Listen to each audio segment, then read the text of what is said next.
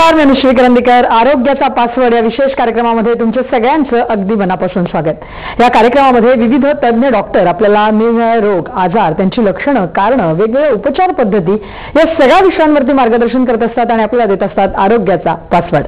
आरोग्याचा पासवर्ड या विशेष कार्यक्रमामध्ये आजचा जो आपला विषय आहे तो म्हणजे पित्त उठणं, ॲलर्जी आणि आयुर्वेद. आणि या विषयावरती मार्गदर्शन करण्यासाठी आपल्या सोबत आता आहेत वैद्य गौरी मंदार बोरकर मॅडम. डॉक्टर, कार्यक्रमात मनापासून स्वागत. नमस्कार. तर प्रेक्षक, आजचा विषय तुमच्या लक्षात आला असेल. आजचा विषय पित्तासंदर्भातला आहे. पित्त आणि ॲलर्जीचा नेमका संबंध काय आहे, आयुर्वेदामध्ये याचा विचार कशा प्रकारे केलाय आणि एकूणच उपचार पद्धती कशा प्रकारे, या अनुषंगाने आज आपल्याला मॅडम मार्गदर्शन करणार आहेत. त्याआधी आपण त्यांचीही थोडक्यात ओळख करून घेऊया. आपल्या सोबत आहेत वैद्य गौरी मंदार बोरकर मॅडम. त्या स्वतः आयुर्वेदाचार्य असून त्यांनी BAMS करून आयुर्वेदात MS ही पदवी देखील संपादित केली आहे. त्यासाठी सादर केलेल्या प्रबंधासाठी त्यांना ग्रँटही देण्यात आली होती. तसंच त्यांनी संस्कृत विषयामध्ये MA ही पदवी देखील संपादित केली आहे. डॉक्टर गौरी बोरकर या आयुर्वेद तज्ञ असून गेली 17 वर्ष त्या डोंबिवली आणि ठाणे येथील नौपाडा आणि घोडबंदर रोड येथे आपली सेवा पुरवतात. तसंच त्या पुणे येथे देखील व्हिजिट करत असतात. त्याचबरोबर कोल्हापुरात विश्वपती आयुर्वेद चिकित्सा व संशोधन केंद्र येथे देखील त्या मानद चिकित्सक म्हणून कार्यरत आहेत. वातव्याधी, सांध्यांचे आजार, मणक्याचे आजार, हृदयरोग, डायबिटीस, अनियमित मासिक पाळी, स्त्री पुरुष वंध्यत्व या रोगांच्या चिकित्सेत त्यांनी विशेष असं प्रावीण्य मिळवलेलं आहे. त्याचबरोबर अनेक आयुर्वेदिक विद्यार्थ्यांना त्यांच्या दवाखान्यांमध्ये ते प्रशिक्षणही स्वतः देत असतात. विड्यातील घटक व त्याचे आयुर्वेदिक महत्त्व सांगणं, त्रिदोषांतक विडा या नावानं डॉक्टरांचं पुस्तकही प्रसिद्ध झालेलं आहे. त्याचबरोबर अनेक संस्थांमध्ये त्या स्वतः आरोग्यविषयक, त्याचबरोबर आयुर्वेदावरती व्याख्यानं किंवा मार्गदर्शनही करत असतात. तर प्रेक्षक, आजचा विषय पुन्हा एकदा लक्षात घ्या. आजचा जो आपला विषय म्हणजे पित्त उठणं, ॲलर्जी आणि आयुर्वेद. नेमका विषय काय आहे आपण समजून घेऊया. ते डॉक्टरांकडे जाऊया आणि आजच्या विषयाला सुरुवात करूया. डॉक्टर, आज आपण पित्त उठणं या दृष्टिकोनातून विचार करतोय, कारण बऱ्याच जणांना असं वाटतं की आपण काहीतरी ॲसिडिटी झाली आहे किंवा काहीतरी खाल्लं गेलं उलटं आणि मग आपल्याला अंगावरती अशी लाल पित्त उठायला सुरुवात होते आणि मग एक्झॅक्टली तेव्हा नेमकं काय करायचं कळत नाही. कारण हे ॲलर्जी टाईप म्हणजे त्वचेचा काही रोग आहे का इतर काही आहे हे लक्षात येत नाही, करायचं काय ते कळत नाही. तर त्या अनुषंगाने आपण हा विषय घेतलेला आहे. मला वाटतं तर सुरुवातीला सगळ्यात प्रथम माझा प्रश्न हाच आहे की मग काय म्हणजे पित्त उठणं, ॲलर्जी यांचा खरंच काही संबंध आहे? बरं, कसं असतं ना की बऱ्याच वेळेला आपल्याला असं वाटतं की काहीतरी चावलंय आणि मग तिथेपासून सुरुवात होते. थोडीशी खाज येते आणि खाज आल्यानंतर ती खाज भरभर पसरत संपूर्ण शरीरावरती सुद्धा येऊ शकते. आणि त्याच्यामध्ये विशेष करून शरीरापेक्षा उंच झालेला असा एक सूज त्याच्यामध्ये येते आणि त्या सुजेमध्ये लाल रंग असतो आणि ते पित्त आपल्याला वाटतं म्हणून आपण म्हणतो पित्त उठतंय. आणि मग हे पित्त जे उठतं ना, मग त्याची कारणं काय आहेत? आता हे दिसायला जरी साधेपणा वाटलं, 1-2 तासामध्ये साधारण ते मावळतं असं म्हटलं जातं. आणि मग काही वेळेला मात्र असं होतं की दिवसातनं 2दा, 3दा, 4दा असं येतं किंवा हे आठवडा प्रकरण रोज चालू असतं. आणि त्याच्यामुळे काय व्हायला लागतं की रोज आपले जे दैनंदिन व्यवहार असतात त्याच्यामध्ये अडथळा यायला लागतो, आपल्या कामामध्ये अडथळा यायला लागतो, कॉन्सन्ट्रेशन कमी पडायला लागतं कारण त्याला खास खूप जास्त मोठ्या प्रमाणामध्ये असते. त्याच्यामुळे बऱ्याच वेळेला दिसताना पित्त जरी साधी गोष्ट दिसली ना तरी सुद्धा अनेक वेगवेगळी लक्षणं त्याच्यामध्ये येत असतात. जसं अगदी टोचल्यासारख्या वेदना होणं, खाज किंवा कंडू येणं, संपूर्ण शरीरावरती ते पसरणं आणि विशिष्ट लाल रंगाच्या त्याच्यामध्ये गांधी उठणं असा शब्द वापरला जातो बऱ्याच ठिकाणी.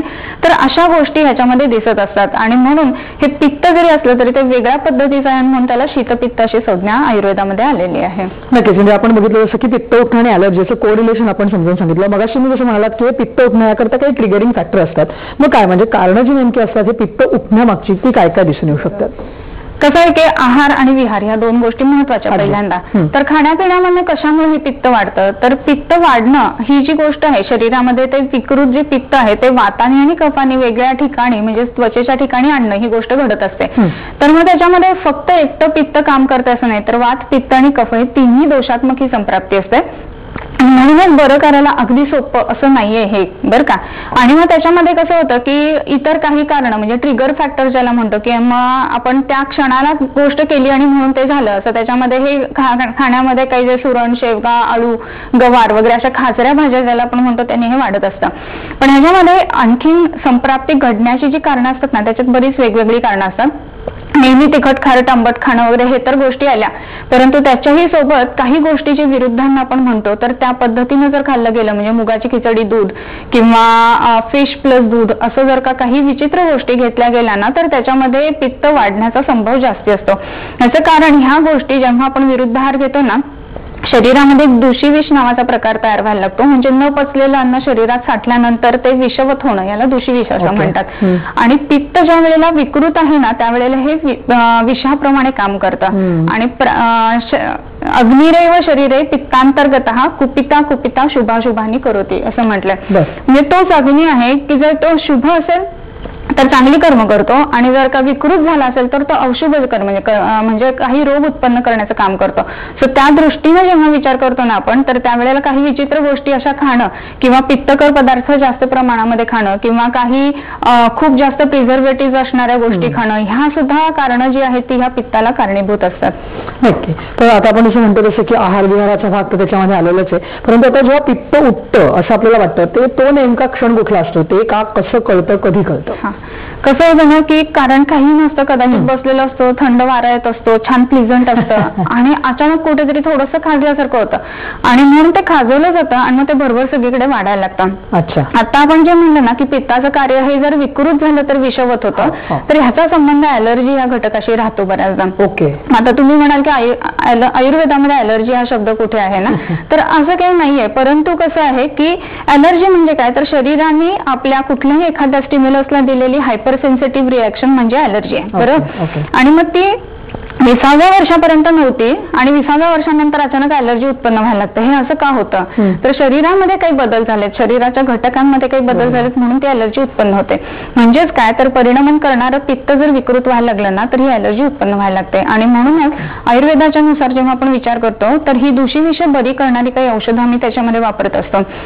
तसंच आणखीन एक कारण याच्यामध्ये असं सापडतं की बऱ्याच वेळेला मळमळ उलटी असते आणि त्रास नको म्हणून गोळ्या किंवा काहीही घेऊन ते मळमळ उलटी दाबवली जाते, तर ते पित्त दबल्यानंतर मग ते ह्याच्यामध्ये ट्रान्सफर व्हायला लागतं आणि शीतपित्तासारखं आपल्याला त्वचेतून दिसायला लागतं. तर त्याच्यामुळे त्याला एक विशिष्ट शब्द वापरला जातो, कोठ असं म्हटलं जातं. तर आयुर्वेदाला नुसतं शीतपित्त किंवा अटेकिरिया असं ज्यावेळेला आपण म्हणतो ना, त्याच्यामध्ये 3 वेगवेगळे शब्द वापरलेत, शीतपित्त, उदर्द आणि कोठ. असं वेगवेगळ्या कारणातून उत्पन्न झालेली जी गोष्ट आहे ती शीतपित्त, उदर्द, कोठ. अच्छा. बरं. म्हणजे आयुर्वेदाचा जो विचार आहे तो वेगळा जरी असला तरी त्याचं जे आपल्याला दिसून येतं त्या सगळ्या गोष्टी लक्षणं किंवा कारण असते ती सेमच असतात असं म्हणायला हरकत नाही.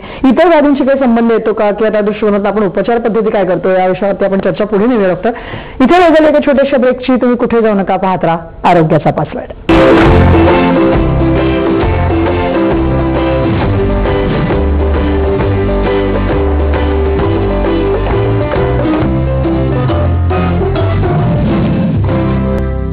एकंदर आरोग्याचा पासवर्ड या विशेष कार्यक्रमामध्ये तुमच्या सगळ्यांचं पुन्हा एकदा स्वागत. आपण बोलतो पित्त उठणं, ॲलर्जी आणि आयुर्वेद या विषयावरती आणि आपल्याला मार्गदर्शन करतायत वैद्य गौरी मंदार बोरकर मॅडम. तर डॉक्टर, आपण असं समजून घेतलं की पित्त कशा प्रकारे उठतं, त्याची लक्षणं काय आहेत, ॲलर्जी आणि पित्त याचा संबंध काय आहे. परंतु जसं तुम्ही मगाशी म्हणालात तसं की पित्त उठतं म्हणजे ते आपल्या अंगावर दिसतं, शरीरावर दिसतं, परंतु शरीराच्या आतमध्ये देखील काही परिणाम होत असतील. म्हणून मला तुम्हाला विचारायचं प्रामुख्याने की मग पित्त उठण्याचं किंवा या सगळ्याचं इतर कुठल्या व्याधींशी काही संबंध असू शकतो का? नक्कीच संबंध असतो. प्रत्येक वेळेला कसं होतं ना की लक्षण म्हणून पित्त उठलेलं दिसतं आणि मग तिथे काहीतरी थोडेफार उपचार केले जातात आणि त्याच्यानुसार मग तो दिवस ढकलला जातो. मग दुसऱ्या दिवशी नाही आलं तर मग विचार केला नाही जात. पण जर का वारंवार पित्त उठत असेल ना तर शरीराच्या आतमध्ये काय बदल झालेले आहेत हे बघायला हवं. बऱ्याच वेळेला असं असतं की मधमाशी सारखा एखादा ज्याला आपण किडा किंवा माशी म्हणतो, तर ती अनेक दिवसांपूर्वी, अनेक वर्षांपूर्वी, 3-4 वर्षांपूर्वी जरी चावली असती ना तरी तिच्या पित्ताचा संबंध पित्त उठण्यामध्ये राहू शकतो.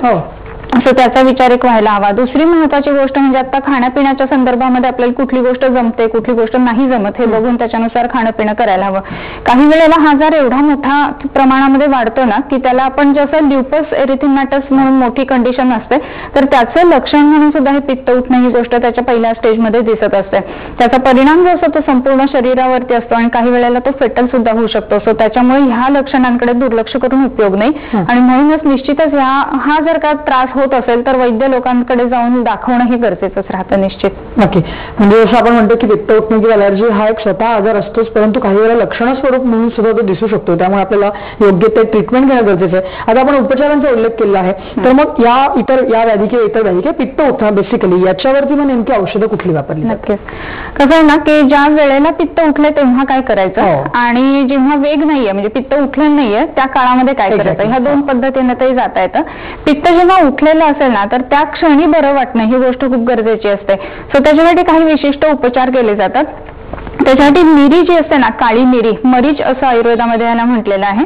तर विशेष करून सुया टोचण्यासारखी जिथे वेदना असते, असं जेव्हा पित्त उठलेलं असतं तेव्हा मरीच जो आहे ना, तर त्याचा लेप मधामधून पातळसा लेप जो आहे ना, तर तो त्या जिथे जिथे उठलेला आहे पित्त त्याच्यावरती लावला जातो. त्याच्यामुळे ती खास किंवा जे सुया टोचल्याची वेदना असते ती कमी यायला लागते. आता तुम्ही म्हणाल की हे पित्त आहे तर ते उष्ण उपचार कसं काय, कारण मिरी एकदम उष्ण असते, पण हे पित्त शीत पित्त आहे, म्हणजे ते थंडाव्याने वाढणार आहे आणि उष्णतेने कमी येतं आणि म्हणून असे उपचार कारणीभूत असतात.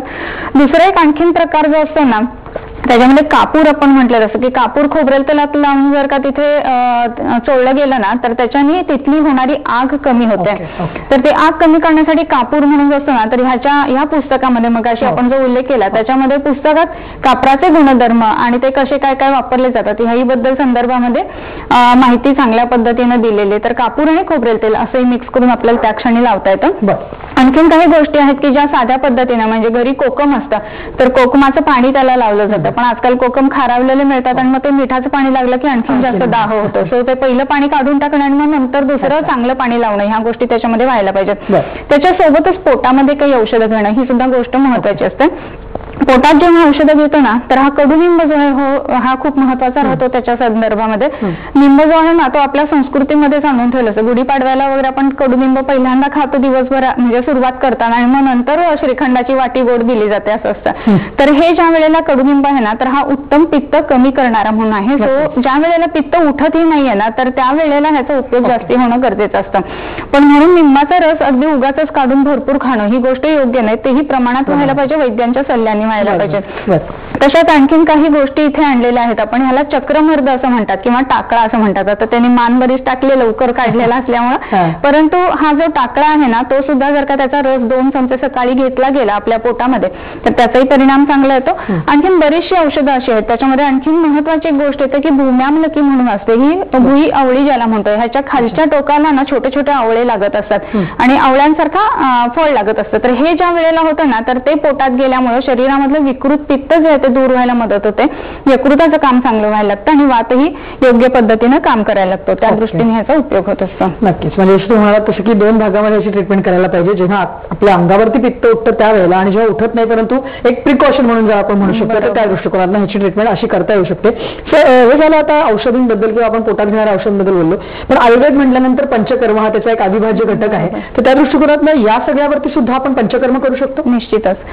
ज्या वेळेला पित्त उठतं तर त्या क्षणाला काय करायचं, तर ह्या गोष्टी आपण बोललो. परंतु मधल्या काळामध्ये, म्हणजे जेव्हा पित्त उठलेलं नाहीये परंतु तो त्रास आपल्याला अधनमधनं होतोय, अशा वेळेला योग्य काळामध्ये काही विशिष्ट पंचकर्म करणं खूप गरजेचं असतं. सो त्याच्यामध्ये सगळ्यात महत्वाची गोष्ट आहे की स्नेहन योग्य पद्धतीनं करणं. त्याच्यासाठी काही विशिष्ट पदार्थ, म्हणजे जसं दाढीमादी घृत जे पित्त कमी करणार आहे त्याच्यासाठी ते वापरलं जातं. आपण मगाशी बघितलं की त्याच्यात कफाचा पण संशय असतो, जिथे खाज जास्ती असते त्या पित्ताला, सो तिथे वमन देणं हे श्रेयस्कर राहतं. काही पेशंटमध्ये कसं असतं, दाह खूप जास्त असतो, म्हणजे पित्त उठल्यानंतर ते त्वचा जी असते त्याच्यामध्ये एकदम वेदना जी असते ती दाहाची वेदना असते, मग तिथे शक्यतो आम्ही विरेचन हे प्रोसिजर करत असतो. आणि इतर काही जे पेशंट्स असतात ना, तर त्याच्यामध्ये काही वेळेला जिथे विषाचा किंवा आपण दूषी विषाचा उल्लेख केलेला मगाशी, तर तसा जर संबंध असेल तर रक्तमोक्षण सुद्धा आम्ही तिथे करत असतो. विशेष करून हे रक्तमोक्षण आहे ना, ते स्थानावरून, म्हणजे जिथे भोवरा असतो ना ह्याच्या डोक्यामध्ये, तर तिथे केला जातो आणि त्याचा संबंध या विषांशी संबंध त्याचा असतो आणि म्हणून शरीरातलं विषघ्नत्व ही गोष्ट आपल्याला मिळायला लागते आणि मग नंतर ही दूषी विषाचा परिणाम म्हणून येणारं पित्त कमी यायला लागतं. नक्कीच. म्हणजे आपण विषय बोललो की औषधं आणि पंचकर्म या दोन्हीचा चांगला वापर योग्य वेळेला केला तर आपण या व्याधी सुद्धा टाळू शकतो. परंतु मला पुढे विचारायचं आहे की आता मग हे झालं या संदर्भातलं औषधांच्या संदर्भातलं, परंतु प्राणायाम असेल, योगासन असेल, याचा वापर करून सुद्धा आपण याच्यावरती थोडंसं काहीतरी आपण एक विजय मिळवता येऊ शकेल का? नक्कीच. कसं आहे ना की योगासन, प्राणायाम आणि पंचकर्म आणि आहार विहार ह्या सगळ्या जर का सूत्री आपण एकत्र घेतल्या ना, तर आहार म्हणजे आपल्या शरीराचे किंवा आयुष्याचे आधारस्तंभ म्हणून ते कारणीभूत असतात. तर ज्या वेळेला प्राणायामाचा विचार करतो ना, तर आपण सुरुवातीला उल्लेख केलेला की हे व्याधी कसा घडतो, तर पित्त जे विकृत झालेलं आहे ना त्याला वात तिथनं धरून दुसऱ्या स्थानी आणतो, ह्याला आशयापकर्षक गती असं आयुर्वेदामध्ये म्हटलेलं आहे. त्याच्या आशयापासून सोडून त्याला दुसरीकडे आणणं याला म्हणतात आशयापकर्षक गती. तर ही जी गती आहे ही कुणामुळे मिळते पित्ताला, तर वातामुळे मिळते.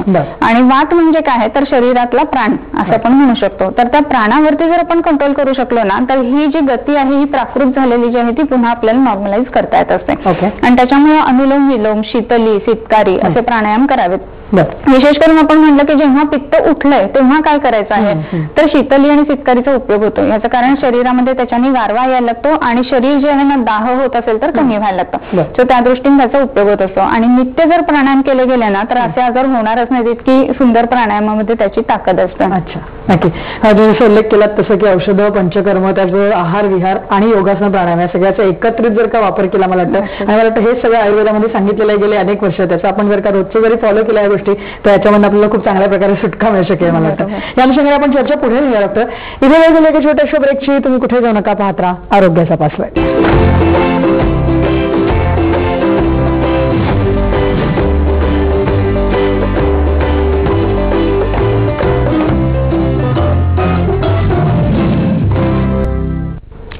ब्रेकनंतर आरोग्याचा पासवर्ड या विशेष कार्यक्रमामध्ये तुमचं सगळ्यांचं पुन्हा एकदा स्वागत. आपण बोलतोय पित्त उठणं, ॲलर्जी आणि आयुर्वेद या विषयावरती, आणि आपल्याला मार्गदर्शन करतायत वैद्य गौरी मंदार बोरकर मॅडम. तर डॉक्टर, आपण जसं समजून घेतलं की आता पित्त उठण्याच्या दृष्टिकोनातून औषध उपचार कसे असले पाहिजे, ट्रीटमेंट, लाईन ऑफ ट्रीटमेंट आपण समजून घेतली, परंतु आयुर्वेदामध्ये सगळ्यात महत्त्वाचा जो एक भाग असतो तो म्हणजे पथ्यांचा पण असतो. आणि जेव्हा आपण पित्त म्हणतोय तर मग आपल्याला पथ्यही आलीच, तर काय सांगाल, पथ्य अपथ्य काय असावीत? पथ्यापथ्य हे महत्वाचं आहेच आहे. फक्त काय ना, आयुर्वेद म्हणलं की पथ्य आणि औषधांना पथ्य असतात असं लोकांना वाटत.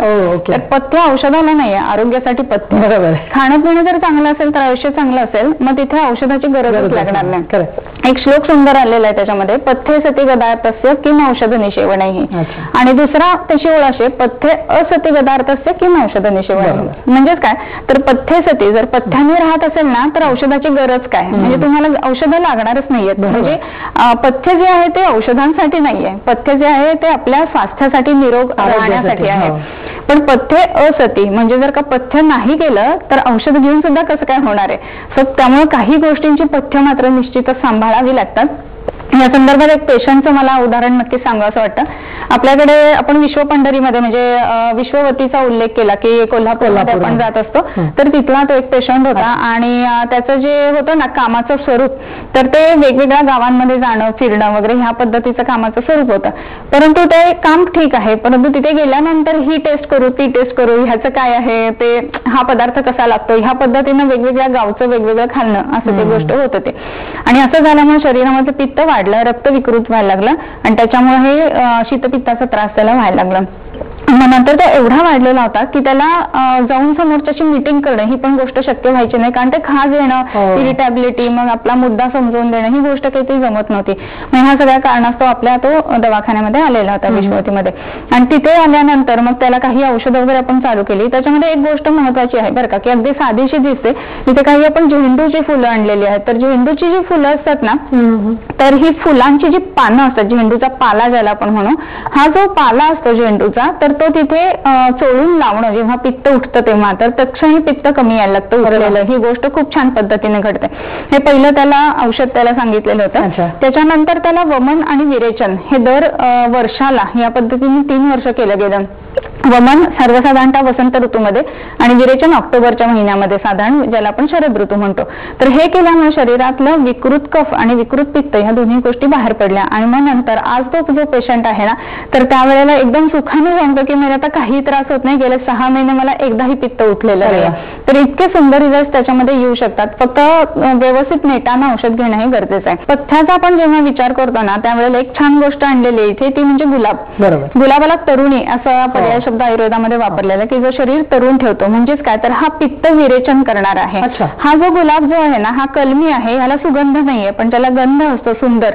तर पुष्कर म्हणून आपल्या ह्याच्यामध्ये देशामध्ये जिथे आहे, तर पुष्करला खूप गुलाबाची शेती होत असते. तर अजमेरच्या दर्ग्याच्या जवळ आहे ते. आणि हा जो सुगंधी गुलाब असतो ना, तो पित्त उत्तम विरेचन करणारा असतो. हा आपण जसा डोक्यात घालायला वापरतो, तर तसाच गुलकंद म्हणून ह्याचा एक पदार्थ बनवला जातो. तो गुलकंद खाणं असं जर केलं तर पित्त कमी यायला मदत होते. त्याच्याच बरोबरीने काही वेळेला ज्या वेळेला जिथे पित्त एकदम उठलेलं असतं, तर हे कोरफडीचं पान आहे, तर कोरफड तिथे त्याचा गर काढून इमिजिएट लावणं असं ज्या वेळेला घडतं ना, तर त्यावेळेला तिथे जे भरभर वाढणं ही जी गोष्ट असते ना, ती आपल्याला त्यांनी आटोक्यात आणता येते. म्हणून आपल्याला कोरफड तिथे उपयोगाला येते. पथ्याच्या बाबतीमध्ये जर का तुम्ही आणखी विचारलं की काय करायला पाहिजे काय नाही करायला पाहिजे, तर मसाले आवडतात प्रत्येकाला, नाही असं नाही. मग तिथे कोणते वापरायचे हे सुद्धा महत्वाचं आहे. मग तिथे हिरवी मिरची लाल मिरची जर वापरायला गेलं ना तर त्रास होणार आहे. परंतु मग काय वापरलं गेलं पाहिजे, तर धने जिरे वापरले गेले पाहिजेत, खोबरं वापरलं गेलं पाहिजे किंवा खोबरं किसून वगैरे ह्या पद्धतीनं घातलं जातं. तर असे घालून जर का तयार केल्या ना भाज्या वगैरे तर त्या उत्तम चविष्ट सुद्धा होतात. आणि खोबरं स्वतः पित्तशमन असल्यामुळे पित्ताचं शमन सुद्धा व्हायला मदत होते. तसेच धने जे आहेत तेही दीपन आहेत, अग्नीला चांगले ठेवतात आणि जिरे सुद्धा पित्तशमन आहेत. याच्यामध्ये आणखीन एक औषध जिरकाद्यरिष्ट म्हणून अशाच पद्धतीने आम्ही वापरत असतो आणि एक परिपाठादी काढा म्हणून महत्वाचं औषध आहे याच्यामध्ये, तर तेही आपण व्यवस्थित ह्या पद्धतीने देत असतो. सो दॅट पेशंटला हा त्रास पुन्हा होऊ नये आणि एकदा तो पेशंट बरा झाला ना की त्याच्यानंतर पुन्हा ह्या लक्षणांची उत्पत्ती त्याच्यामध्ये होऊ नये ह्या दृष्टीने ही महत्वाची गोष्ट राहते. नक्की. मला तुम्हाला विचारायचं की आता आपण जसं म्हणतोय की आयुर्वेदाचा विचार आपण समजून घेतला, पण बऱ्याच वेळेला लोकांना असंच वाटतं की आपण उपचार सुरू केले की खूप वेळ जाईल, म्हणून हे असं पित्त उठायला लावलं की काहीतरी तात्पुरतं त्याला मलमं लावली जातात, क्रीम्स लावली जातात आणि मग ते सोडून दिले जातात. ते किती घातक होऊ शकतं किंवा त्याच्यामुळे आणखीन काही वेगळे कॉम्प्लिकेशन्स होऊ शकतात? कसं आहे की मलम लावल्यानंतर बरं वाटलं ही गोष्ट ठीक आहे तात्पुरतं, हो, परंतु ते तात्पुरता उपचार करून त्याचा विसरून जाणं ही गोष्ट योग्य नाही. कारण हे जर रिपीटेड होत असेल ना तर मग मात्र वैद्य लोकांकडे जाऊन तपासून आणि योग्य पद्धतीनं वमन विरेचन ह्या गोष्टी करून घेणं गरजेचं आहे.